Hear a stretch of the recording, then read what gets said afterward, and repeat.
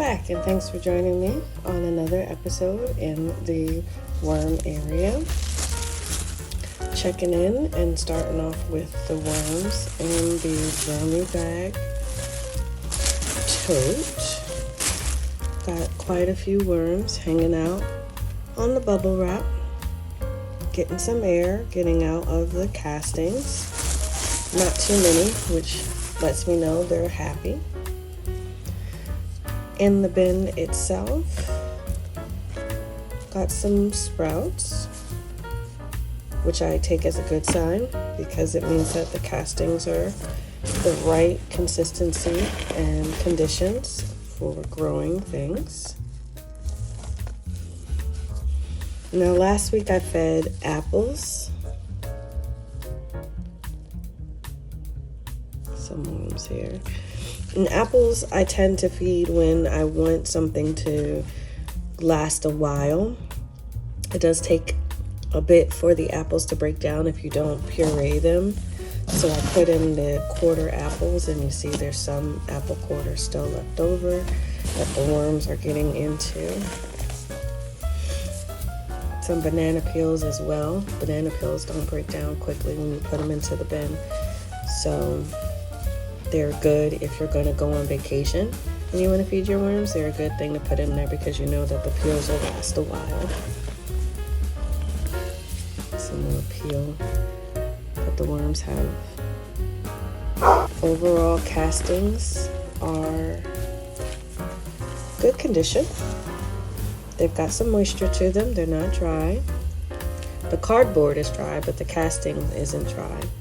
This is some of the leftover carrot tops from the previous week. So it's not a lot of food left in the bin.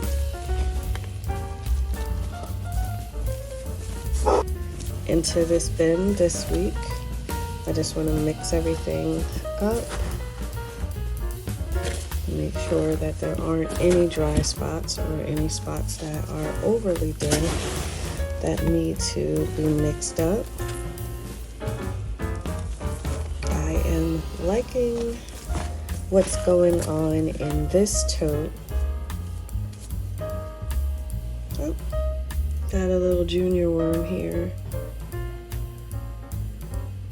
I like wearing these gloves because it makes seeing any worms easy so that I don't lose them into the garbage when I take off my gloves.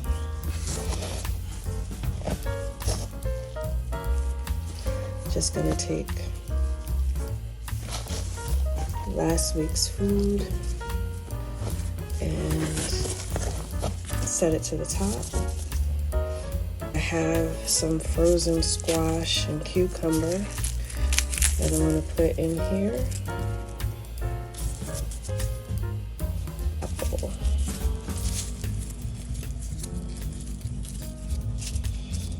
Again, I don't want to overfeed because it does take a while for the apple to decompose. And then putting my grit mixture in here.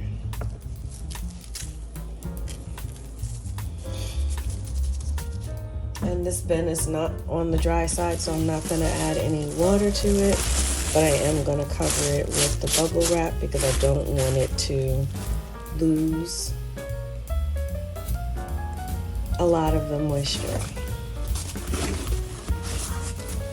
Instead of the second Vermibag Mini, I've got my regular Vermitote. Some worms on the bubble wrap here, not too many.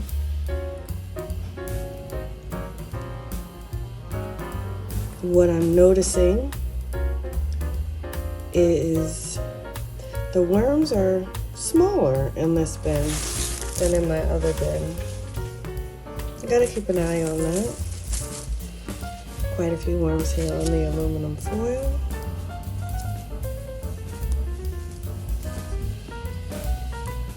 Good sign. I've got a lot of sprouts in this bin, and I just pull them out and use them for additional food source. It smells like peppers in this bin.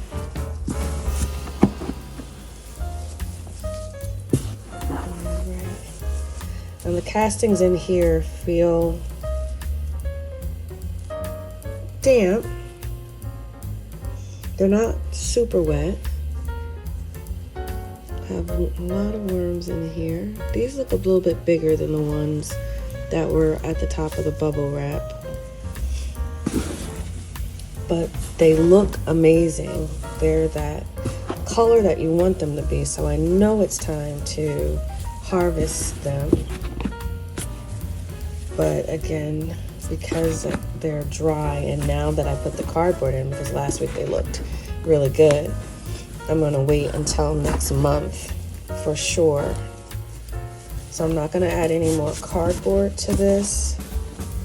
And one of two things is gonna happen. Either it's gonna get back to that overly damp consistency and be too clumpy, and then I'll just start the harvest by putting them into the harvesting trays, or they're going to continue to dry out as the cardboard breaks down. But either way, next month is when I'm going to harvest this, because I don't want it to become too much like silt and become muddy. But these feel really good and look really good. It's just the moisture content that concerns me. So I'm just collecting the pieces.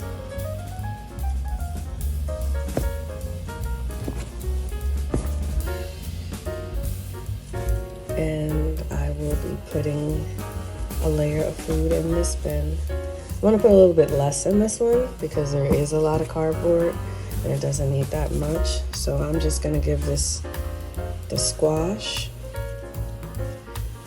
and cucumber, since that has a good source of water and the worms tend to like that.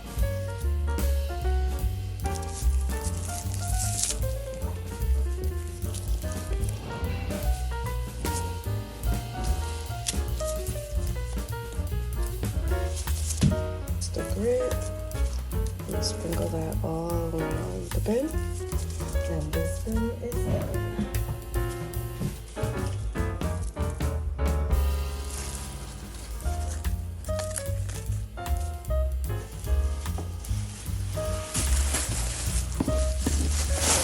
Oh, in the second Vermi bag tote, not as many worms hanging out on the bubble wrap. It also has sprouts. Now I can look at this one before I dig in and see that it looks a bit drier than its partner. That might just be the top. But the good news is, right under the cardboard layer, there is a good amount of worms. So the worms are happy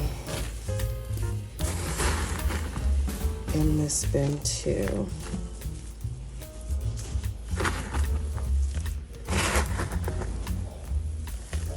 I think my first assessment is correct.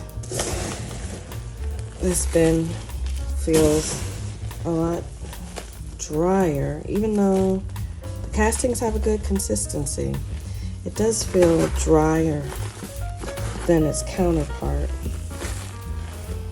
So what I believe I'm going to do for this one, so I don't want to get myself in trouble, I'm going to moisten this bin a bit before covering it up, and I'm going to give it more fruit mixture. That way it can add more water content. I still have some strawberries and some peaches and lettuce. I don't want to give it, I'm going to do that for now. I'm not going to add any additional water to this, just to be on the safe side. Add the grit and close it up.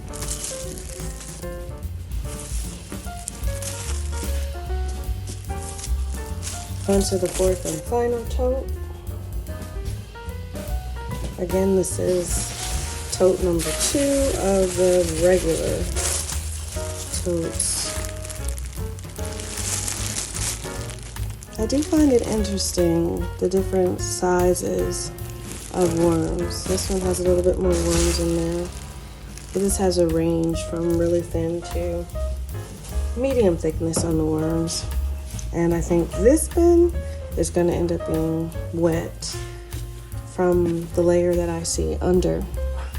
From the layer that I see under the cardboard, it seems a bit wetter, but let's see.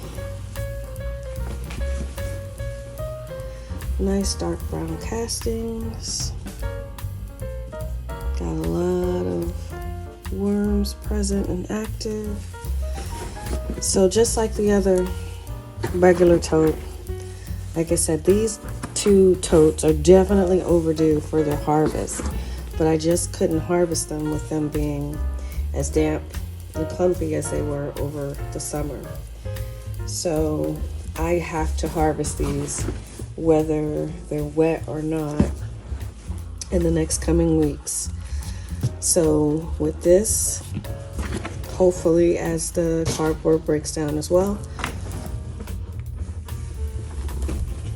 it will dry it out some in preparation for harvest. But since I do have a lot of cardboard present, and that is a food source, I am not going to add additional food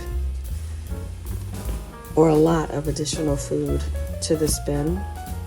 I'm gonna let them continue to break this down. So I'm not gonna go into it like a full starvation mode, as some call it.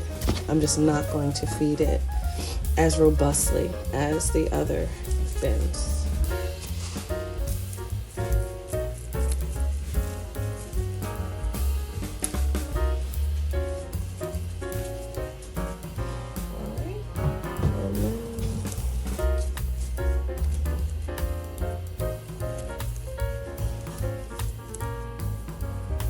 Just tuck these in.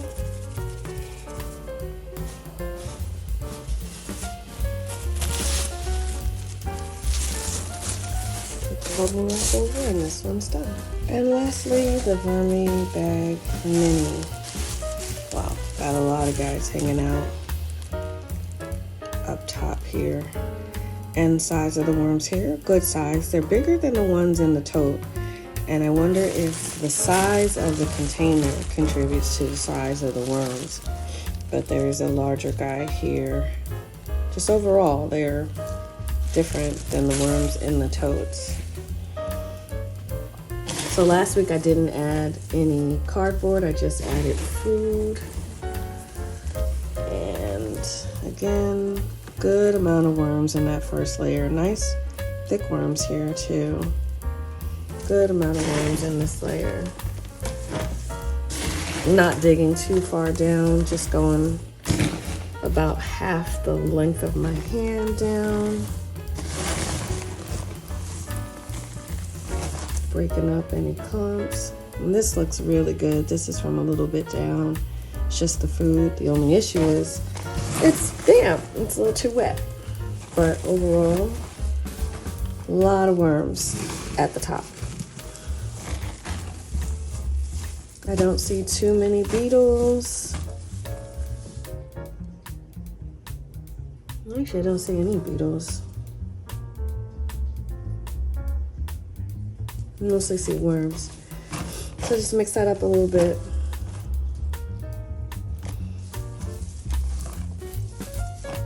I'm not gonna add cardboard this week. I'm not gonna put any squash in this one this week.